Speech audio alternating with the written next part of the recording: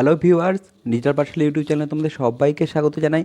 আজকে আমরা একালের বিখ্যাত কবি জয় গোস্বামী রচিত অস্ত্রের বিরুদ্ধে গান কবিতার বিষয়বস্তু নিয়ে বিস্তারিতভাবে আলোচনা করব।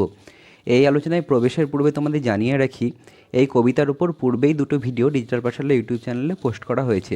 ভিডিও দুটোর একটা ভিডিও আমরা আলোচনা করি ব্যাকরণ থেকে, আর একটা ভিডিও আমরা আলোচনা করি অতি সংক্ষিপ্ত প্রশ্নোত্তর নিয়ে। তোমরা চাইলে সেই ভিডিও দুটোও দেখে নিতে পারো। এবার আমরা মূল বিষয়ে প্রবেশ করব। চলো শুরু করা যাক। মূল বিষয়ে প্রবেশের পূর্বে আমরা কবি জয় গোস্বামী সম্পর্কে কিছু তথ্য সংগ্রহ করব, যেগুলো জানা ভীষণভাবেই জরুরি। কেননা কবি জয় গোস্বামী সম্পর্কে যদি আমাদের কিছু জানা না থাকে, তাহলে তার কবিতা সম্পর্কে বুঝতে সমস্যা হতে পারে। সেই জন্য প্রথমেই আমরা কবি জয় গোস্বামী সম্পর্কে অল্প বিস্তর তথ্য জেনে নিব। তথ্যের মধ্যে কী কী আমাদের ভীষণভাবেই জানা দরকার এবং জরুরিও বটে। যেমন কবি জয় গোস্বামী কোথায় জন্মগ্রহণ করেন, কবে জন্মগ্রহণ করেন, তার প্রথম রচনার নাম কি, তিনি প্রথমে গল্প দিয়ে না কবিতা দিয়ে সাহিত্যচর্চা শুরু করেন, এই বিষয়গুলো কিন্তু ভীষণভাবে জানা জরুরি। প্রথমে আমরা জেনে নিব তিনি কোথায় জন্মগ্রহণ করেন, কবে জন্মগ্রহণ করেন। তিনি কলকাতায় জন্মগ্রহণ করেন, 1954 খ্রিস্টাব্দে জন্মগ্রহণ করেন। ঠিক আছে, তিনি বর্তমানে এখনও জীবিত রয়েছেন। মধ্যশিক্ষা পর্ষদ প্রকাশিত মাধ্যমিকে যে বাংলা বইটা সংকলন করা হয়েছে, ঠিক আছে, সেই সংকলনে জয় গোস্বামী এমন একজন কবি যিনি এখনও জীবিত আছেন এবং তার রচনা পাঠ্যপুস্তকে স্থান পেয়েছে। প্রথমে আমরা জানলাম কবি জয় গোস্বামী কবে এবং কোথায় জন্মগ্রহণ করেন। তিনি 1954 খ্রিস্টাব্দে জন্মগ্রহণ করেন, কলকাতায় জন্মগ্রহণ করেন। এরপরে কি রয়েছে দেখো, 13 বছর বয়সে তার প্রথম কবিতা বাড়ির পুরনো শিলিং পাখা এটা প্রকাশিত হয়। ঠিক আছে, কত বছর বয়সে তিনি সাহিত্যচর্চা স্টার্টিং করেন? 13 বছর বয়সে তিনি সাহিত্যচর্চা স্টার্টিং করেন। আর তার প্রথম কবিতার নাম কি? বাড়ির পুরনো শিলিং পাখা। এরপরে কি রয়েছে দেখো, তার প্রথম কাব্যগ্রন্থ। তার প্রথম কাব্যগ্রন্থ ক্রিসমাস ও শীতের সনেট গুচ্ছ, এটা কবে প্রকাশিত হয়? 1977 খ্রিস্টাব্দে প্রকাশিত হয়। মানে যেটুকু না জানলেই নয়, যেটুকু জানা ভীষণভাবেই জরুরি, সেই তথ্যগুলোই কিন্তু আমি তোমাদের সঙ্গে শেয়ার করলাম। এরপরে আমরা মূল কবিতায় প্রবেশ করব। মূল কবিতার নাম কি? মূল কবিতা হচ্ছে অস্ত্রের বিরুদ্ধে গান। ঠিক আছে, অস্ত্রের বিরুদ্ধে গান মূল কবিতা। আর এই মূল কবিতাটা কোনো একটা কাব্য সংকলনের স্থান পেয়েছে, কবি জয় গোস্বামী রচিত। কোন কাব্য সংকলনের স্থান পেয়েছে? পাতার পোশাক কাব্য সংকলন কিংবা কাব্যগ্রন্থে কবিতাটা স্থান পেয়েছে। আর এই পাতার পোশাক কবে প্রকাশিত হয়? 1997 খ্রিস্টাব্দে। তোমাদের অধিকাংশ ছাত্রছাত্রীকে আমি যদি জিজ্ঞেস করি অস্ত্রের বিরুদ্ধে গান কবিতার উৎস কী, তোমরা হঠাৎ করে বলে দেবে পাতার পোশাক। কিন্তু যদি জিজ্ঞেস করি পাতার পোশাক কাব্যগ্রন্থটি কবে প্রকাশিত হয়, তোমাদের কিন্তু অনেকেরই উত্তরটা বলতে সমস্যা হবে। সেই জন্য পাতার পোশাক কাব্যগ্রন্থের পাশাপাশি প্রকাশ সালটাও কিন্তু তোমরা মাথায় রাখবে। এরপরে কি রয়েছে? এরপরে দেখো,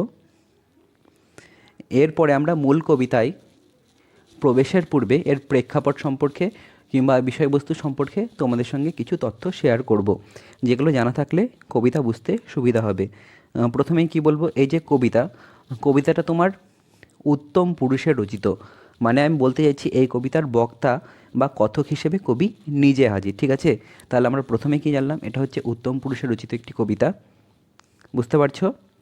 আরও একটা বিষয় তোমাদের মাথায় রাখতে হবে, সেটা কি, এই কবিতা একটি যুদ্ধবিরোধী কবিতা। এই কবিতা যদি তোমরা পড়ো তাহলে একটা বিষয় ক্লিয়ার হয়ে যাবে, এই কবিতায় অস্ত্রের বিরুদ্ধে গানের বা ধ্বংসের বিরুদ্ধে সৃষ্টিশীলতার জয় ঘোষণা করেছেন কবি। যেমন তোমরা বিভিন্ন জায়গায় এটা দেখেছো এবং এটা প্রমাণিতও কিন্তু। ঠিক আছে, ইতিহাস যদি তোমরা পড়ো তাহলে কিন্তু ইতিহাসে এরকম বিস্তর উদাহরণ পাবা যেখানে অশুভ শক্তিকে হারিয়ে শেষ পর্যন্ত শুভ শক্তির জয় ঘোষণা করা হয়েছে।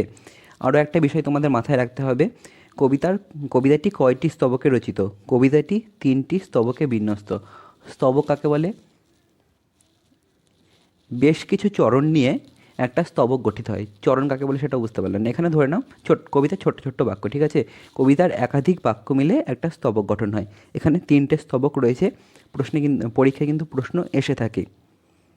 আর আরও কয়েকটা বিষয় রয়েছে। এই কবিতায় তোমার মূলত কটি পাখির কথা বলা হয়েছে, এটা কিন্তু বিভিন্ন সময় বিভিন্ন পরীক্ষক কিংবা কোশ্চেন সেটার প্রশ্ন করে থাকে। মাথায় রাখতে হবে এই কবিতায় তিনটে পাখির কথা বলা হয়েছে। ব্যঞ্জনার্থে তিনটে পাখির নাম কি নাম কি কি একটা হচ্ছে কোকিল। কোকিল মূলত এখানে সৃজনশীলতার প্রতীক হিসেবে হাজির। আরও দুটো হচ্ছে শকুন বা চিল। শকুন বা চিল একই অর্থে কবি ব্যবহার করেছেন।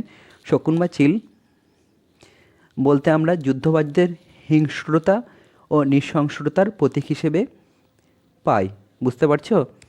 আরও সহজভাবে যদি বলি, শকুন বা চিল বলতে মূলত এই কবিতায় হিংস্র লোভী ব্যক্তিকে বোঝানো হয়েছে। বোঝা গেল? আরও একটা বিষয়, পাতার পোশাক কাব্যগ্রন্থের যেমন প্রকাশালটা বললাম, সেরকমই পাতার পোশাক কাব্যগ্রন্থটি কাকে উৎসর্গ করা হয় এই বিষয়টাও কিন্তু মাথায় রাখতে হবে। পাতার পোশাক কাব্যগ্রন্থটি অনুপ আর মঞ্জুকে কবি উৎসর্গ করেন। বোঝা গেল? বুঝতে পারলা? এবার প্রথমে দেখো কি বলছে, অস্ত্র ফেলো অস্ত্র রাখো পায়ে, আমি এখন হাজার হাতে পায়ে এগিয়ে আসি উঠে দাঁড়াই, হাত নাড়িয়ে বুলেট তাড়াই, গানের বর্ম আজ পড়েছি গায়ে। মানে কোনো বিষয়ের ওপর, বিশেষ করে অন্যায়ের ওপর, ঠিক আছে, প্রতিবাদ করাটাই কঠিন। মানুষের যখন দেয়ালে পিঠ থেকে যায়, সে কিন্তু তখন প্রতিবাদ করতে বাধ্য হয়। একজন প্রতিবাদী মানুষও যদি এগিয়ে আসে, তার দেখাদেখি কিন্তু অনেক মানুষ তাকে সাহায্য করতে এগিয়ে আসে। কেন এগিয়ে আসে? অনুপ্রাণিত হয়, ঠিক আছে, অন্যায়ের বিরুদ্ধে লড়তে। তাদের মধ্যে একটা অদম্য শক্তি কাজ করে, যাকে জয় করা যায় না। তোমরা লক্ষ্য করবে ক্ষমতার শীর্ষে গুটি কয়েক মানুষ থাকে। তারা গুটি কয়েক মানুষ থাকে যাদের দ্বারা রাষ্ট্রশক্তি বলো কিংবা সমাজ ব্যবস্থা বলো পরিচালিত হয়। যখন একসঙ্গে অনেক মানুষ সত্যের জন্য এক জায়গায় জড়ো হয়, ঠিক আছে, তখন এরকম ধরনের মানুষ কিন্তু অবশ্যম্ভাবীভাবে ভয় পায়।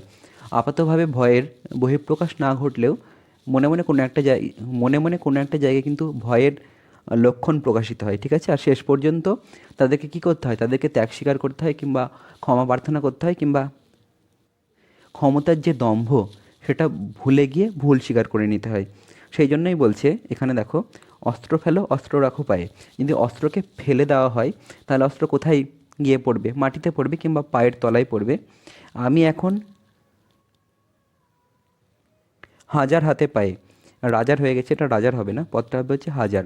হাজার হাতে পায়ে এগিয়ে আসি উঠে দাঁড়াই, হাত নাড়িয়ে বুলেট তাড়াই, গানের বর্ম আজ পড়েছি গায়ে। কবি কেন বলেছেন হাত নাড়িয়ে বুলেট তাড়াই? সংঘবদ্ধ মানুষ সংঘবদ্ধ হিসেবে যদি কোনো প্রতিবাদ গড়ে তোলে, ঠিক আছে, তখন মৃত্যু ভয় খুবই সামান্য হয়ে যায়। আর যারা মৃত্যু ভয় দেখায়, তারাও কিন্তু কোনো একটা জায়গায় ভীত হয়। এখানে অস্ত্র বলতে কী বোঝাচ্ছে এটা একটু জেনে নেওয়া দরকার। অস্ত্র বলতে মূলত প্রহরণ বা আয়ুধ বা হাতিয়ারকে বোঝানো হয়। এর যদি ব্যুৎপত্তি বা প্রকৃতি প্রত্যয় নির্ণয় করো, তাহলে কী হবে? ধাতু অম যোগ এ। যদিও তোমাদের ব্যুৎপত্তি বা প্রকৃতি প্রত্যয় ক্লাস 9-এ ছিল, তাও জেনে রাখো, বাই চান্স যদি দিয়ে দেয় একটু আনকমন কোশ্চেন করতে গিয়ে। এরপরে কী পাই আমরা হচ্ছে, এরপরে পাই হচ্ছে আমরা গানের বর্ম আজ পড়েছি গায়ে। বর্ম বলতে আমরা কি বুঝি? বর্ম বলতে আমরা বুঝি সাধারণত অস্ত্রের আঘাত থেকে রক্ষা করবার জন্য দেহাবরণ বা কবচ ইত্যাদি, ঠিক আছে। এরও ব্যুৎপত্তি বা প্রকৃতিপত্তি এটা তোমরা জেনে রাখো। ধাতু ব্রি যোগ মন, মনে হসন হবে। বোঝা গেল? এই বিষয়গুলো কিন্তু ভীষণভাবে খেয়াল রাখতে হবে। আর বুলেট বলতে তোমরা সাধারণত বোঝো, তাও আমি বলে দিচ্ছি, বুলেট বলতে সাধারণত বন্দুকের গুলিকে বোঝাচ্ছে। আর এখানে আঁকড়ে রয়েছে, আঁকড়ে বলতে কী বোঝাচ্ছে? আঁকড়ে বলতে জাপটে ধরে, ঠিক আছে। এবার আমরা মূলত ব্যাখ্যা, এই অংশটার ব্যাখ্যা করলাম। এখান থেকে যদি কোনো ব্যাকরণ থাকে, সেই ব্যাকরণটা আমরা দেখে নেব। অস্ত্র ফেলো অস্ত্র রাখো পায়ে। যদি অস্ত্রের তলায় দাগ হয়, তাহলে প্রশ্ন করতে হবে, কারকের ব্যাপারটা আমি বলছি, যেহেতু তোমাদের এবার কারক এবং সমাসই থাকবে পরীক্ষায়। তাহলে প্রশ্ন করতে হবে কি ফেলো কিংবা কাকে ফেলো, কি কিংবা কাকে তোমার কর্মকারকের ক্ষেত্রে প্রশ্ন করতে হয়। সেই জন্য এটা হবে হচ্ছে তোমার কর্মকারকের শূন্য বিভক্তি। শূন্য বিভক্তি কেন হবে? অস্ত্র শব্দটা যদি বর্ণ বিশ্লেষণ করি, তাহলে অপ্রকাশিত পদ হিসেবে শেষে অ পাবো, ঠিক আছে। সেই জন্য এটা কর্মকারকের শূন্য বিভক্তি হবে। তারপরের লাইনটা দেখো, আমি এখন হাজার হাতে পায়ে। যদি আমির তলায় দাগ থাকে, তাহলে কি প্রশ্ন করতে হবে? কে হাজার হাতে পায়ে কিংবা কি হাজার হাতে পায়ে? তাহলে উত্তর কী পাবো? আমি এখন হাজার হাতে পায়ে। সেই জন্য তোমার আমি হচ্ছে কর্তৃকারক, কর্তৃকারকে শূন্য বিভক্তি। তোমরা জানো যে বা যারা স্বয়ং কোনো ক্রিয়া সম্পাদন করে তাকে কর্তৃকারক বলে, সেই জন্য এটা কর্তৃকারকে শূন্য বিভক্তি হবে। এগিয়ে আসি, উঠে দাঁড়ায়, হাত নাড়িয়ে বুলেট তাড়াই। এখানে কি রয়েছে? হাত নাড়িয়ে বুলেট তাড়াই। বুলেটের তলায় যদি দাগ থাকে তাহলে কী প্রশ্ন করতে হবে? কী তাড়াই, কাকে তাড়াই? একই রকমভাবে এটাও তোমার কর্মকারকে শূন্য বিভক্তি হবে। এরপরে কি রয়েছে দেখো, গান তো জানি একটা দুটো, আঁকড়ে ধরে শেখর কুটো, রক্ত মুছি, শুধু গানের গায়ে, মাথায় কত শকুন বা চিল। আমার শুধু একটা কোকিল, গান বাঁধবে সহস্র উপায়ে। কী রয়েছে? গান তো জানি একটা দুটো, মানে যে কোনো ধরনের অন্যায়ের বিরুদ্ধে, অত্যাচারের বিরুদ্ধে কিংবা যুদ্ধবাজের বিরুদ্ধে সাধারণ মানুষের যে আন্দোলনটা শুরু হয়, সেখানে কিন্তু তোমরা লক্ষ্য করবে একজন মানুষ, প্রথমে একজন দুজন মানুষই কিন্তু আন্দোলনটা শুরু করে। সেই আন্দোলনে কিন্তু আস্তে আস্তে একাধিক মানুষ জুড়ে যেতে থাকে এবং একটা বলিষ্ঠ আন্দোলনে পরিণত হয়।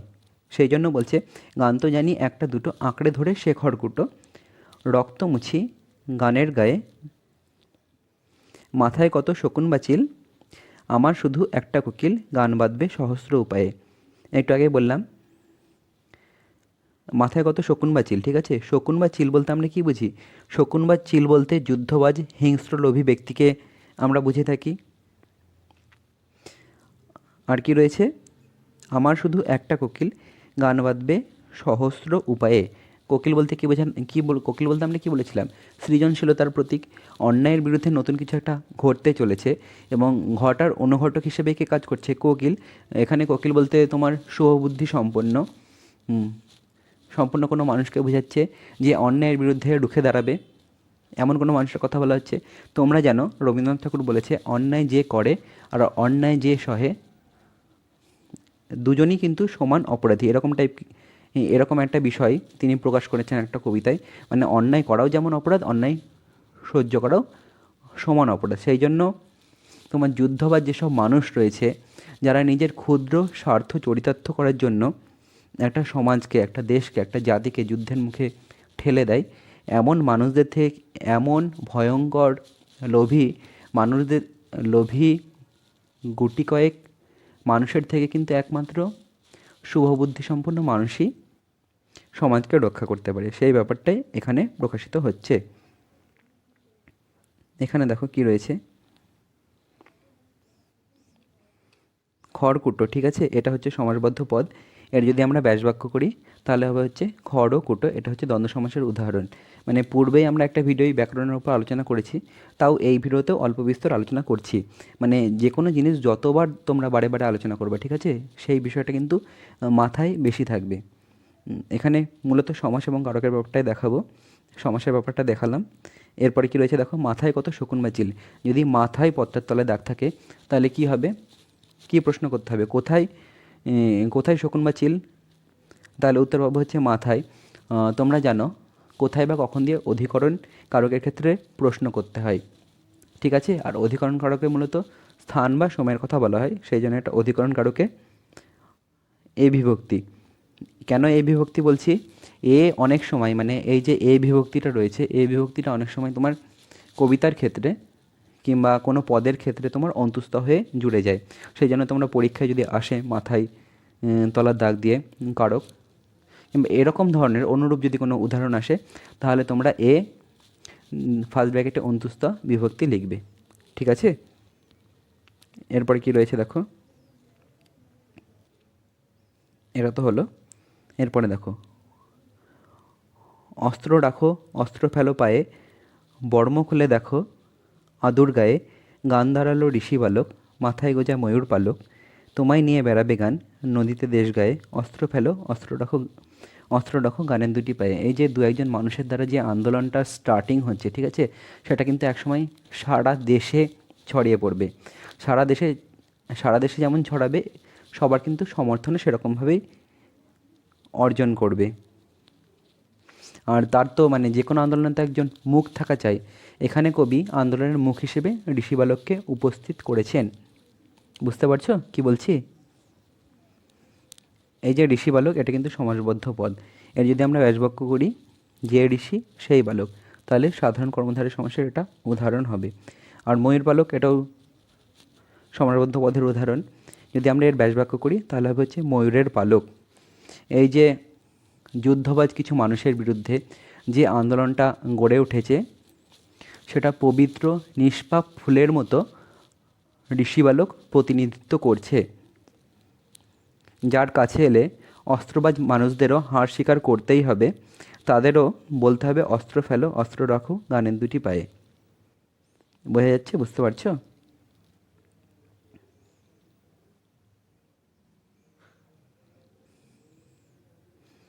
যাই হোক, তোমরা যদি লক্ষ্য করো মধ্যশিক্ষা পর্ষদ প্রকাশিত বাংলা পাঠ্যপুস্তকে বেশ কিছু কবিতা রয়েছে। প্রত্যেকটা কবিতাতেই কিন্তু যুদ্ধ প্রসঙ্গ আছে এবং যুদ্ধবিরোধী মনোভাব প্রকাশিত হয়েছে। কিন্তু এই কবিতাটাই কবি নিজে সরাসরি উপস্থিত হয়ে যুদ্ধের বিরুদ্ধে কিন্তু একটা আন্দোলন শুরু করেছেন, একটা তীব্র ঘোষণা শুরু করেছেন।